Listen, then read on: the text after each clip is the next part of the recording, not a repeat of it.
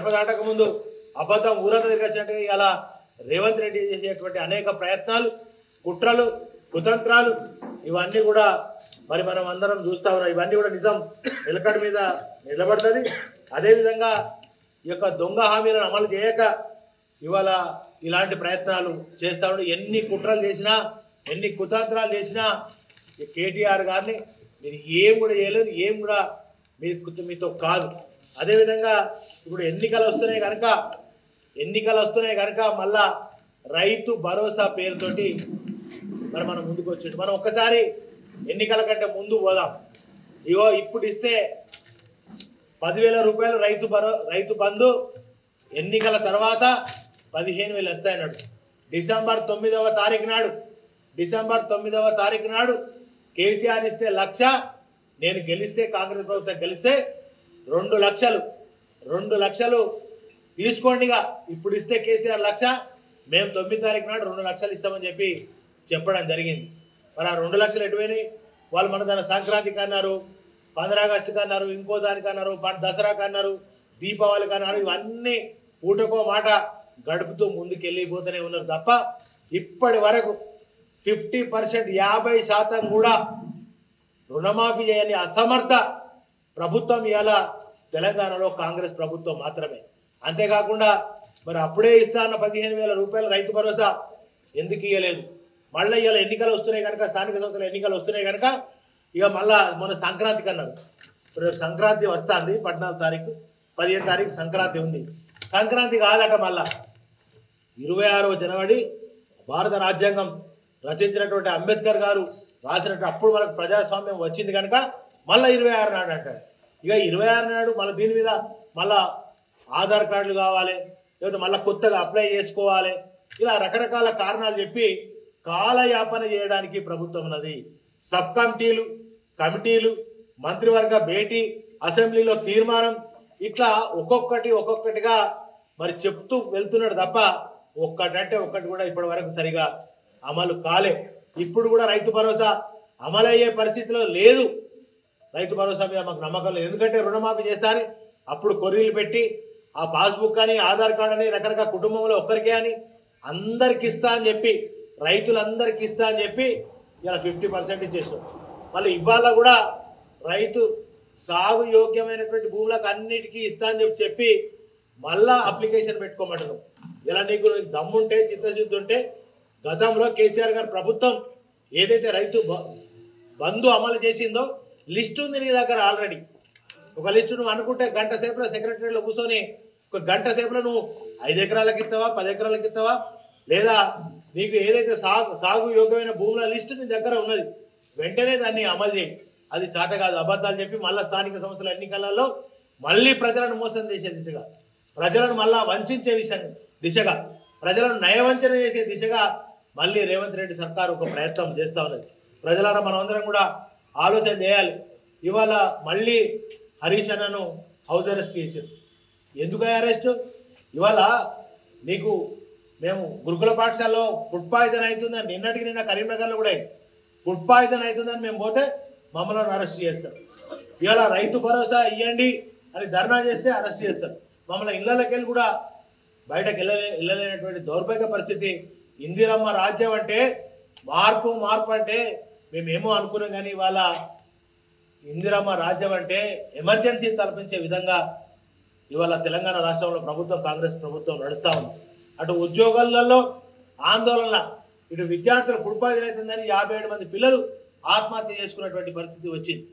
వాళ్ళు రోడ్డెక్కారు, నిరుద్యోగులు రోడ్డెక్కారు, ఉద్యోగస్తులు కూడా పిఆర్సీ రాక, ఇవాళ వరకు రావాల్సినటువంటి డిఎల్ రాక వాళ్ళు కూడా రోడ్డు మీకు ఎక్కేటువంటి పరిస్థితి ఇవాళ కాంగ్రెస్ ప్రభుత్వం తీసుకొస్తా ఉన్నది. ఈ రాష్ట్రంలో ఒక పేదైనా, ఒక రైతులైనా, ఎవరైనా ఒక్కరు ఆనందంగా ఉన్నారంటే ఒక మనిషి కూడా ఇవాళ ఆనందంగా లేడు. మా నిరుద్యోగులకు, మా పిల్లలకు స్కూటీలు ఇస్తారా, స్కూటీలు ఇవి అని అడిగినందుకు అరెస్ట్లా, తులం బంగారం ఏదని అడిగినందుకు అరెస్ట్లా, అదేవిధంగా రైతు భరోసా ఇవ్వండి, రుణమాఫీ అందరికీ చేయండి అంటే అరెస్టులు చేస్తూ ఉన్నారు. ఈ అరెస్టులతోటి మమ్మల్ని ఆపలేరు.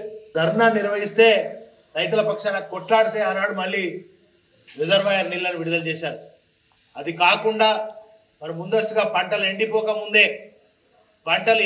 ముందే మరి నారాయణపూర్ రిజర్వాయర్కు నీటిని వెంటనే విడుదల చేసి రైతుల పంటలను కాపాడాలని చెప్పి మేము డిమాండ్ చేస్తా ఉన్నాం.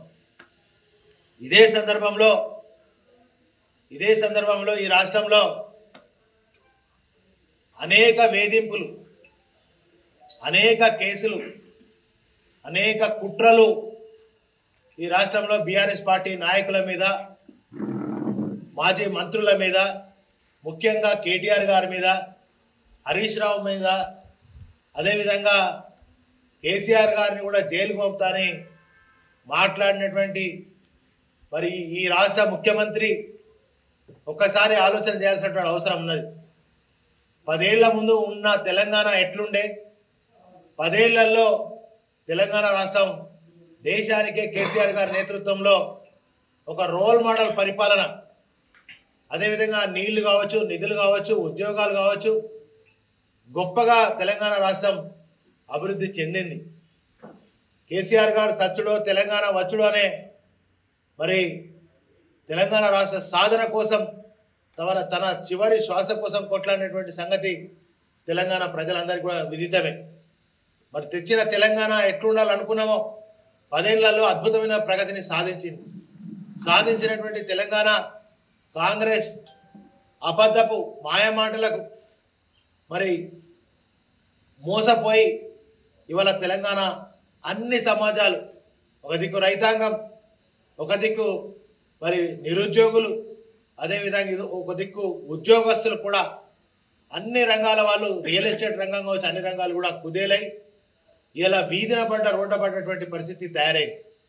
ముఖ్యంగా ఇవాళ తెలంగాణలో జరుగుతున్నటువంటి దమనకాండను, జరిగినటువంటి అన్యాయాన్ని ఇవాళ తులం బంగారం ఇస్తానడు రేవంత్ రెడ్డి, ఇయ్యలేదని, రైతు భరోసా 15,000 ఇయ్యలేదని, అది బంద్ అయిందని, అదేవిధంగా మరి ఆసరా పెన్షన్ 4,000 ఇస్తానని మోసం చేసిండని, ఇలా 420 హామీలు ఇచ్చినటువంటి రేవంత్ రెడ్డి ఒక్క హామీ కూడా పూర్తిగా అమలు చేయకపోవడం పట్ల కేటీఆర్ గారు ఎప్పటికప్పుడు రేవంత్ రెడ్డి గారిని నిలదీస్తున్నటువంటి సందర్భంలో మరి ఎదుర్కొనే శక్తి లేక ప్రజల్లో కాంగ్రెస్ పతనం ఖరారైందని భావించి కేటీఆర్ గారిని ఇవాళ మరి ఒక కేసులో ఇరికించేటువంటి ప్రయత్నాన్ని చేస్తా ఉన్నారు.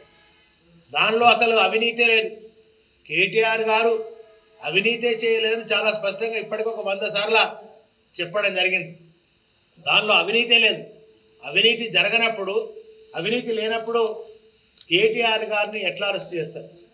ఇవాళ ఈడీ, వాళ్ళైతే బోడీ, ఎన్నో రకాల వాటిని ఉపయోగించి ప్రభుత్వం తన చేతిలో ఉందని, గుప్పిట్లో ఉందని ఇవాళ కేటీఆర్ గారిని అరెస్ట్ చేసే ప్రయత్నం నడుస్తూ ఉన్నది. అనేక మరి నిప్పును ముట్టుకుంటే నిప్పుకు చెదలు పట్టదు. అట్లాగే కేటీఆర్ గారికి కూడా ఏమి కూడా అంటుకోదు. కడిగిన ముత్యంలాగా మీరు ఎన్ని కేసులు పెట్టినా, ఎన్ని రకాల కుట్రలు పన్ని, ఎన్ని రకాల ఇబ్బంది పెట్టాలనే ప్రయత్నం చేసినా కూడా కేటీఆర్ గారిని మీరు ఏం కూడా చేయలేరు. ఎందుకంటే ఆయన నికార్సైన తెలంగాణ బిడ్డ, నిజాయితీ గల బిడ్డ.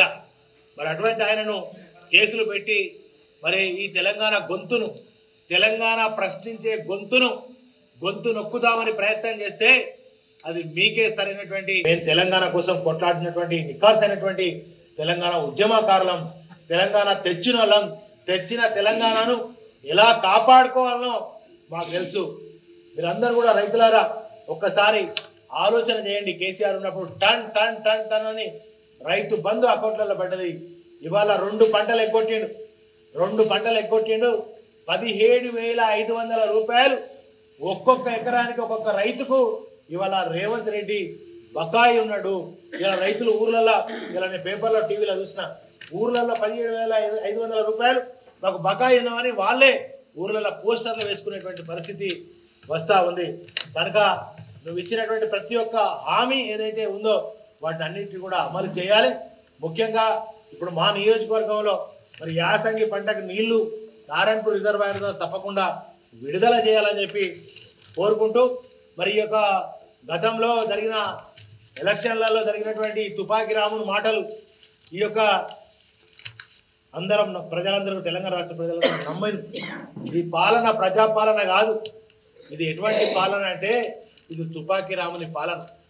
ఇది ఎటువంటి పాలన అంటే ఇది ఒక దౌర్భాగ్యపు పాలన. 70 ఏళ్ల స్వతంత్ర భారతంలో వాళ్ళే 55 ఏళ్ళు పాలన చేసి గోదావరి నీళ్ళు ఒక చుక్క కూడా ఇయ్యలేకపోయారు. రైతు బంధు ఇయ్యలేకపోయారు. కళ్యాణ లక్ష్మి ఇయ్యలేకపోయారు. ఏది ఇప్పుడు ఇచ్చిన దాన్ని మళ్ళీ మేము ఇంత గొప్పగా చేస్తాం అంత గొప్పగా చేస్తామని ఎన్నికల కంటే ముందు చెప్పి ఇవాళ మాటలు కోటలు దాటినాయి తప్ప మరి అడుగు కూడా బయటకు దాటినటువంటి పరిస్థితి అవ్వలేదు. మరి కొండను తవ్వి ఎలకను పట్టినట్టు కాంగ్రెస్ యొక్క పరిస్థితి ఉంది. కనుక ఇవాళ రేవంత్ సర్కార్ కీలు బొమ్మలుగా పోలీసు యంత్రాంగం మారినటువంటి పరిస్థితి జరిగింది. ఇలా పోలీసు రాజ్యాంగం తెలంగాణలో లేదు. ఇవాళ యనుమల రేవంత్ రెడ్డి రాజ్యాంగం నడుస్తుంది కానీ అంబేద్కర్ రాసినటువంటి రాజ్యాంగం తెలంగాణలో నడుస్తలేదు. పోలీసులందరూ కూడా ఆ కీలు బొమ్మలుగా మారిపోయి ఇవాళ ఇబ్బంది పెట్టేటువంటి పరిస్థితి జరుగుతూ ఉంది. కేటీఆర్ గారి మీద బట్ట కాల్చి మీద వేస్తూ ఉన్నారు. వారు కడిగిన ముత్యంలాగా తిరిగి బయటకు వస్తారని చెప్పి తెలియజేస్తూ మరి ప్రజలారా రైతాంగం ద్వారా మీరు ఒక్కసారి కూడా ఆలోచన చేయండి. మళ్ళీ దరఖాస్తులు అంటాను, దఫ్తర్లు అంటాను. మరి కేసీఆర్ ఏనాడు కూడా ఏ దరఖాస్తు అడగాలి, దఫ్తర్ అడగాలి, డైరెక్ట్గా ఏదైతే ఇవ్వాలనుకున్నాడో అవన్నీ కూడా ఇవ్వడం జరిగింది. మరి ఇవన్నీ మోసపు మళ్ళీ ప్రకటనలు వస్తున్నాయి. ఏది స్థానిక సంస్థల ఎలక్షన్లను దృష్టిలో పెట్టుకొని మోసపు ప్రకటనలు, అబద్ధపు మళ్ళీ ప్రచారాలు, అబద్ధాలతోటే ఆయన అందలం ఎక్కిండు. తిరిగి మళ్ళీ అబద్ధాలతోటి స్థానిక సంస్థలలో గెలవాలని ఒక నీచపు కుట్ర నడుస్తూ ఉంది. కనుక మనం అందరం కూడా అప్రమత్తంగా ఉండాలి.